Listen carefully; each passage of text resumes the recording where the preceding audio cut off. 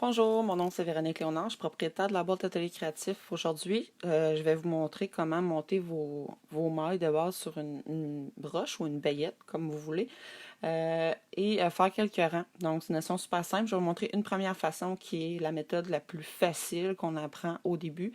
La deuxième façon, c'est la façon la plus efficace, donc qui donne une belle finition. Donc, je vous montre ça à l'écran, puis je vais vous montrer aussi les types de broches différentes que vous pouvez utiliser. Je vais y aller avec une laine qui est assez grosse pour que vous voyez bien. Fait que ce que je vous suggère, si vous commencez au tricot, prenez une laine qui est quand même un bon format. Comme là, on voit, c'est super bulky, numéro 6. Ça, c'est le format de la laine. Allez-y dans des formats comme ça. Les broches sont suggérées. Donc, c'est un format 10 mm ou 15 US. Et si vous faisiez, par exemple, au crochet, vous auriez les dimensions ici, 10 mm pour le crochet. Donc ici, c'est une laine bien standard, c'est marqué rétro. C'est une laine qui a une texture un petit peu plus difficile à tricoter normalement, ça ici. Mais là, j'en avais pas à proximité une laine vraiment simple. Donc, c'est la marque Red Earth, une marque assez connue. Pardon. Donc, pour commencer, je vais vous montrer les différents types de broches. Si vous commencez, c'est sûr que souvent, vous allez être porté à prendre des broches longues. C'est pas toujours l'idéal parce que c'est dur à manipuler. Comme moi, je vais souvent accrocher en vous le montrant. Donc, mais je vais quand même vous montrer que ça existe. Eux autres sont en métal. C'est l'idéal. Si vous voulez plus d'explications concernant les indispensables au tricot ou au crochet, j'ai une vidéo qui s'appelle les indispensables pour commencer au tricot ou au crochet dans YouTube sur la boîte Atelier Créatif. Donc voilà, ça ici c'est en métal que vous pourriez prendre. Évidemment, ça marquait 10 mm, donc on a 10 ici. Je ne prendrai pas ceux-là pour aujourd'hui. Je voulais vous montrer qu'il y en existe des un petit peu plus petites. Donc ici, j'en ai des moins longues.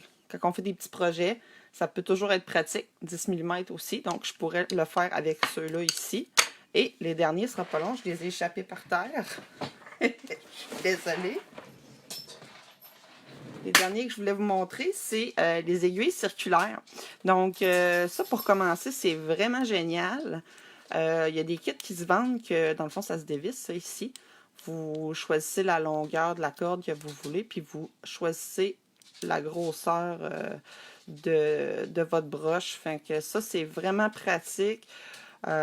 Plus tard, si vous voulez tricoter de façon circulaire, c'est ce qu'il faut prendre. Mais pour débuter, ce qui est le fun, c'est que c'est vraiment pas lourd. C'est pas trop gros. Ça vous permet de pratiquer. Quand vous avez fini un rang, vous le tournez tout simplement. Vous n'êtes pas obligé de tricoter de façon circulaire pour commencer. Souvent, les gens qui commencent, ils vont avec ça ici. Donc, c'est plus facile à manipuler. C'est sûr qu'il faut avoir une certaine tension parce que le fil va aller, la corde, les mailles, pardon, vont aller sur le fil. Là. Mais ça vous donne quand même une idée. Fait que moi, je vais y aller avec ceux standards, mais qui sont un petit peu plus courtes que la moyenne. Je vais vous montrer la base, comment les monter, monter, les mailles, pardon. Je déparle, excusez. Fait qu'on y va. Premièrement, pour la laine, quand vous recevez votre balle de laine, vous l'achetez, il y a toujours un fil qui va être sur le dessus, puis un qu'on peut aller chercher au centre. Moi, ce que je préfère, parce que si je prends celle sur le dessus, il va falloir que j'enlève l'étiquette, etc. Puis à chaque fois, il faut que je tourne ma balle de laine. Donc moi, je m'en vais chercher le centre au milieu. Je le sors, tout simplement. Je vais chercher le début. Là, évidemment, je suis chanceuse, il était déjà fait, là, mais... Puis, peut-être l'excédent, ce que je pourrais faire, c'est juste le rouler par-dessus ma balle, là, pour pas en avoir trop. Mais ça se mêle. Fait que le pire dans la laine, c'est la démêler. Fait que ce que je vais vous montrer, c'est vraiment monter les mailles. Ça sera pas bien long. Évidemment, ma laine était mélangée. Peu importe. 2 petites secondes. Je vais la démêler. Voilà. Donc, ce qui est important quand vous faites un projet, c'est sûr que pour commencer, vous allez commencer par quelques mailles. On s'entend, là, on débute. Donc, on ne monte pas 50 mailles en partant. Sinon, c'est sûr qu'il y a des mailles que vous n'allez pas tricoter, il y a des mailles que vous allez perdre. Donc, pour commencer, ce que je vais vous suggérer, c'est de monter soit 8 ou 10 mailles, tout simplement. Donc, on trouve le début de la laine, tout simplement. Je l'ai ici. Donc, ça, c'est mon début de laine. Je vais tasser ma balle. Et souvent, selon le projet, là, on a 8 mailles, donc on va garder un bout de laine d'excédent. parce qu'il va être repris pour faire les mailles. Si on fait un projet, par exemple, 50-100 mailles, ben là, on va prendre à peu près 1 mètre de lousse de laine, tout simplement.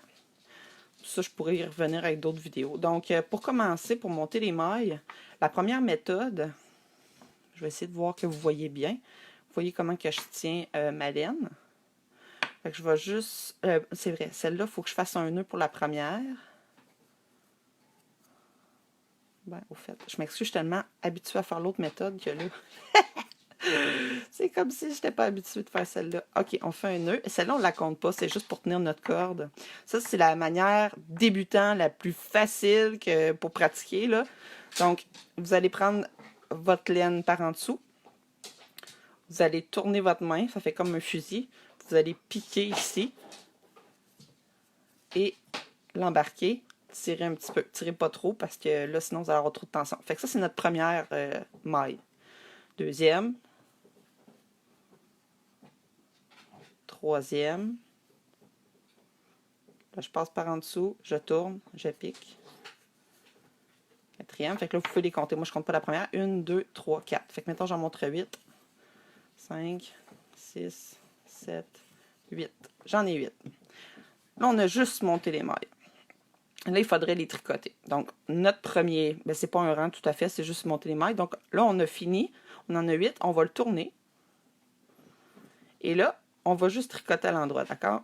Donc, la laine va aller vers la droite. Vous allez prendre votre deuxième baguette. Vous allez piquer ici. Il y a une maille. OK? On pique en dessous ici. Je ne sais pas si vous voyez bien. On va prendre notre laine. On va la passer en dessous de la baguette de droite, par-dessus. On reprend la baguette. On tire vers nous. On sort la baguette elle suit.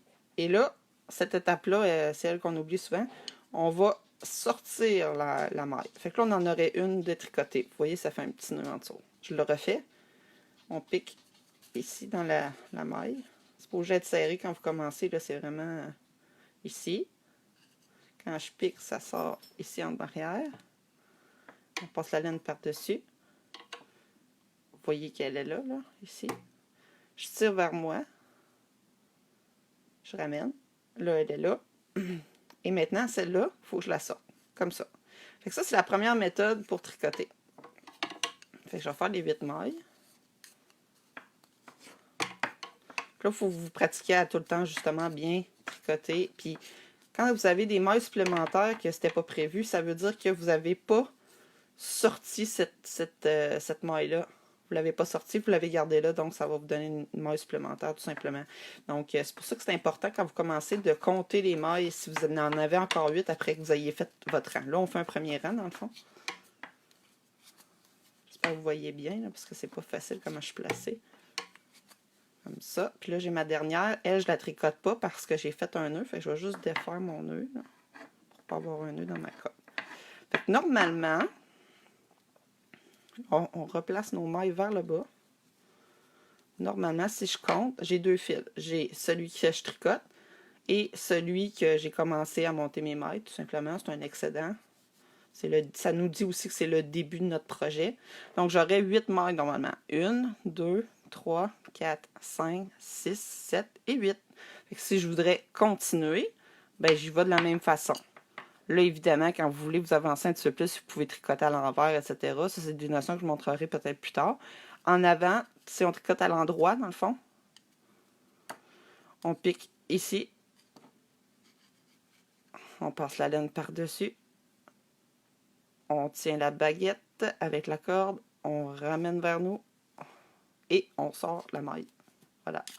Donc là, je vais le faire encore une autre fois. On pique. On passe la laine en dessous de la baguette de droite, par-dessus. On reprend la baguette. On tire vers nous. On sort la maille. Et elle, on la sort de la baguette. Voilà. Fait que là, je vais finir le rang. Vous allez voir, je vais avoir fait 2 rangs. À un moment donné, vous allez prendre de la vitesse. Il y a la tension à travailler aussi. Si c'est trop serré puis ça fait du bruit, recommencer. Il ne faut vraiment pas que ça soit serré puis que ça soit difficile de tricoter. Souvent, dans les débuts, c'est ça qui arrive. Là, on tricote trop serré puis on ne connaît pas notre tension. Donc là, j'aurais fait 2 rangs. Ce qui est le fun avec ce format de laine-là, c'est que vous allez avoir un résultat assez rapidement. Fait que là, dans le fond, on fait un point mousse, que ça s'appelle. C'est vraiment, on tricote toujours à l'endroit. Que ce soit à l'endroit du travail, à l'envers du travail, ça va être de la même façon des deux côtés. Parce que vous savez, quand vous tricotez, il y a un endroit et un envers, comme un tissu. Il y a le côté qui est beau et le côté qui est l'envers, tout simplement. Fait que c'est comme ça qu'on les reconnaît. Donc, vous voyez, c'est fait. Deuxième méthode, je vous la montre rapidement. Quand ça ne fonctionne pas, vous faites juste sortir votre baguette, vous tirez et ça se défait toute seule, normalement. Mais selon votre naine que vous avez, ça ne fonctionne pas tout le temps. OK. Fait que là, j'en ai plus. Terminé. Deuxième façon de monter vos mailles. Selon moi, c'est la meilleure. Ben, la meilleure. Quand on veut avoir une belle finition dans le bas, c'est celle-là qu'il faut faire. Donc, au lieu de faire un nœud pour commencer, on va mettre nos doigts pareil comme tantôt. On vient piquer. Puis là, on va aller rechercher... Je ne sais pas si je vais être capable de bien l'expliquer. Vous voyez comment je tiens mes choses? Je viens chercher la laine en bas ici. Et je la ramène dans le milieu du centre. J'ôte mon doigt, je tire. C'est un nœud coulant finalement. Fait que je pourrais le faire d'une autre façon pour vous le montrer. Exemple, on fait un nœud comme ça ici. On va aller chercher. Je vais le mettre sur la table. J'ai fait une boucle comme ça. Je pique dedans. Je vais chercher cette corde-là. Et je la ramène sur le dessus. OK? Voilà. C'est la même façon. Fait que, comme ça, on pique. Et j'ai pas trouvé une meilleure méthode de vous le montrer. C'est ça qui est étonnant. On fait une boucle, le fusil comme tantôt. On pique. On tient la corde ici. Il faut aller la chercher, cette corde-là, mais en arrière ici, comme ça. On la ramène en arrière et on la passe au travers. L'autre, mes grands-mères, souvent, ce qu'ils font, c'est avec le pouce. Piquer le pouce. Comprenez? Fait que ça, c'est la première maille que je vous montre comment le faire. OK? Fait que la première maille, on fait un nœud coulant. J'espère que mes explications sont correctes. Hein? Bon, cette laine-là, justement, regarde, j'ai l'exemple, elle se défait et tout ça. Fait que c'est pas la plus facile à travailler. Là, vous voyez, regarde, je l'ai défaite. Puis le fil, fait qu'il faudrait que je la coupe. Parce que là, elle est plus très belle. Là. Mais c'est pour le besoin de la cause. Comme là, que je tire, là, puis ça fait des motons. Deux petites secondes. Je vais la couper. Je recommence 2 petites secondes pour avoir une plus belle laine. Désolée pour mon chien, ça c'est un classique. Tais-toi, Pixel. Donc, on y va. On fait un nœud coulant, juste pour monter notre première, pour que ça tienne après. Ah, c'est ça. Il faut se garder 30 cm de fil, à peu près. Excusez. On fait le nœud coulant. Comme ça. Bon, la prochaine technique, c'est soit avec le pouce, soit avec le doigt. Là. Les grands-mères font ça comme ça. Là. Moi, je suis pas capable, c'est avec le doigt. On l'embarque ici. Et le fil, l'excédent qu'on a choisi, on va venir l'embarquer par-dessus la broche. On repasse ça ici. Puis là, c'est comme si on avait déjà tricoté une première maille, un rang finalement. Je recommence comme ça. On pique. Le fil de droite, on va l'embarquer par-dessus. Et il faut ramener la boucle de gauche par-dessus. Voilà. Là, on a 3 mailles. OK? Il faut que j'en fasse 8. Comme ça. On passe le fil de droite par-dessus. On repasse la boucle de gauche par-dessus. On tire. Pas trop fort aussi. Il y en a qui le font avec le pouce. Passez le pouce comme ça. Passez la corde par-dessus. Voilà. Petit coup de baguette à mon chien. Tais-toi. C'est incroyable. À chaque fois que je fais un live, mon chien s'emballe. Puis t'aimes ça d'être tout le temps tranquille. Incroyable ce chien. Il veut de l'attention. 1, 2, 3, 4, 5, 6, 7 et 8. Vous voyez, j'ai juste pris une baguette. Je tourne. Donc, j'ai déjà quand même... c'est une plus belle finition dans le bas. Ce fil-là, ben, c'est le fil de départ. On va retricoter de la même façon que tantôt. C'est juste comme le début qui est différent. On pique ici, en dessous. Le fil qui se joint à la pelote de laine, on le prend. L'autre, on le prendra plus. On passe en dessous de la broche de droite, par-dessus. On ramène vers nous. Et on sort l'excédent. Je recommence. On pique en dessous, ici. Sinon, on tricote à l'endroit. On prend la laine. On la passe en arrière de la broche de droite, par-dessus. On reprend la broche de droite. On tire vers nous. On peut se servir de notre doigt ici pour pousser, là. Et celle-là, il faut l'extraire. Comme ça. Je vais continuer. Vu que c'est une vidéo, vous pouvez mettre ça sur pause puis recommencer. Là, vous voyez que là, c'était plus serré. Donc, il faut vraiment essayer que ça soit moins serré que ça. Les prochains rangs, ce que vous pouvez faire, c'est justement le moins le serré, mettre un peu plus de lousse sur celle de droite. Donc, excusez, j'accroche. J'ai fini mes 8 mailles. J'ai fait un rang. Ça donne à peu près comme tantôt, mais la finition est plus belle. Il y a une mousse. Je refais un autre rang. Même chose. Pixel. Arrête donc. 1, 2, 3, 4, 5.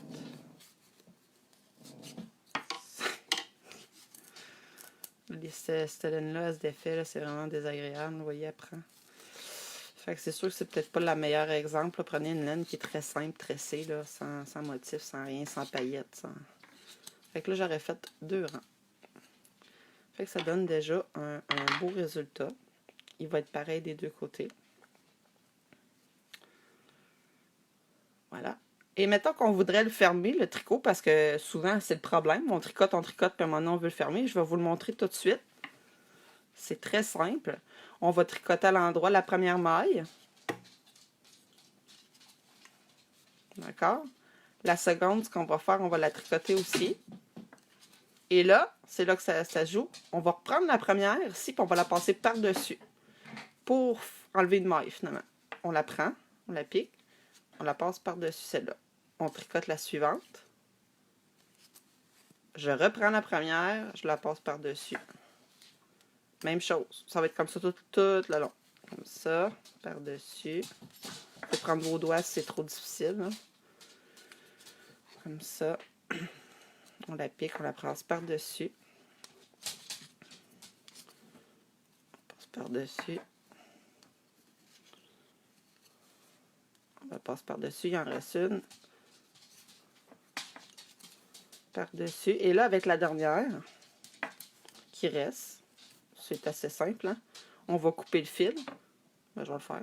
Je vais vous le montrer. On va la passer dans la nœud. On peut le passer 2 fois. Ça va faire comme un nœud. On va juste tirer. Et notre tricot va être fermé. Il ne se défera pas. Vous avez vu tantôt quand je l'ai défaite, là, ça se défait tout seul. Fait. Il est fermé, tout simplement. Là, il restera à cacher les fils avec une aiguille.